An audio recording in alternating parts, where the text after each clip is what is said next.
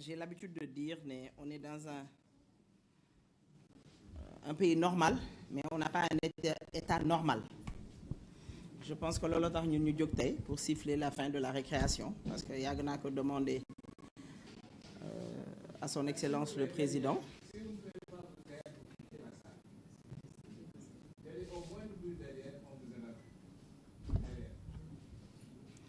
Comme j'ai toujours demandé sur les plateaux ci médias yi que son excellence le président de la République siffle la fin de la récréation, mais du moment que defu ko nag ñu taxawal plateforme bi pour mën ko siffler, parce que li fi xew bari na ëpp na.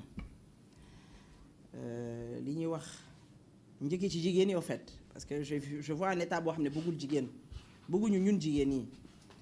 On le voit ci seen nomination yi, ñi ngi koy gis ci seen gouvernement bi amul benn jigéen.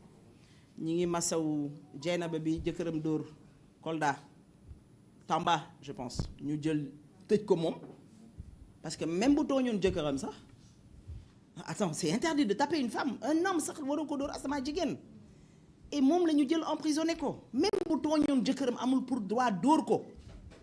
Léegi suñ ko tëjee moom kon on montre aux hommes, taper les femmes, def leen lu leen neex, du mujj fenn. On peut la corriger bu nekkee dafa tooñ jëkkëram, mais nañu corriger jëkkëram, parce que kenn du dóor jigéen, kenn du dóor nit, rawatina jigéen. Blessure yoo xam ne ku ko gis sa àdduna tukki, boo ko gisee doo nelaw ba bët set. D'accord naa ñu dañoo sikk de ak ñoo mën a tooñ, waaye nag du ñoom ñoo ñu war a yar. Jigéen da nga koy takkal or, da nga koy may oto, da nga koy may kër, looluy jigéen. Mais nag suñu amee gouvernement boo xam ne, état boo xam ne nawlawul jigéen, faalewul jigéen, nii rek la mën a demee. Te nag dañ ñu ko woon ci dossier ndaw sii lañ ñu wane ne nawlawuñu jigéen. ñaata femmes dans ce gouvernement là, ñaata femmes dans ce gouvernement là. Mais nag ñun amuñu fu la, parce que duñu wax. Ñun nañuy neex rek, bëgguñu ñu dañuy toroxal. Ndax ki jàpp sa jëkkër tëj ko, ki dàq sa jëkkër ci liggéeyam, ki nangu sa liggéeyu jëkkër, ki sa jëkkër doon nekk maçon di wàccee 3000 francs mënatu ko. Bëggoo jigéen, ndax boo bëggee jigéen da ngay jàppale jëkkëram. Boo bëggee jigéen doo toroxal jëkkëram. Te góor ñii ñuy toroxal nag, ñii suñuy jëkkër lañ, ñii suñuy papa lañ, ñii suñuy nijaay lañ, ñii suñuy jarbaat lañ, ñii suñuy sët lañ. Mais nga tax arrête tabax. Mais état bu dul sóoraale du calculer lan la ñuy dewee boobu état. Mais tu te dis bon ok j'arrête les chantiers parce que lii ak lii ak lii dëgg la état dafa war a liggéey, mais bon chantier bu ma ko arrêté lan moo am ci ginnaaw. Je parle pas ki nga xam ne dafa dem lebi banque, kooku ñëwaguma ci moom, mais man je parle au petit maçon bi nga xam ne il vient pour 3000 francs par jour, wala 2000 francs wala 1500. Je parle à la femme bi teg plaatam di jaay ceeb añ di jaay ndékki, parce que sóoraale wu woon leneen, amul woon beneen avenir lu dul loolu, di bokk ci ay nattam yaakaaroon ci loolu. Ana mu tey il y a beaucoup de gens qui sont en prison pour cela, parce que dañoo leboon mënatuñoo fay, ñii amatuñu fu ñu dëkk. Looloo indi barki dem ñu ne cité ba cité Marème Faye Sall ñëpp daw dem ubbi ji néegi parce que amatuñu fu ñu dem.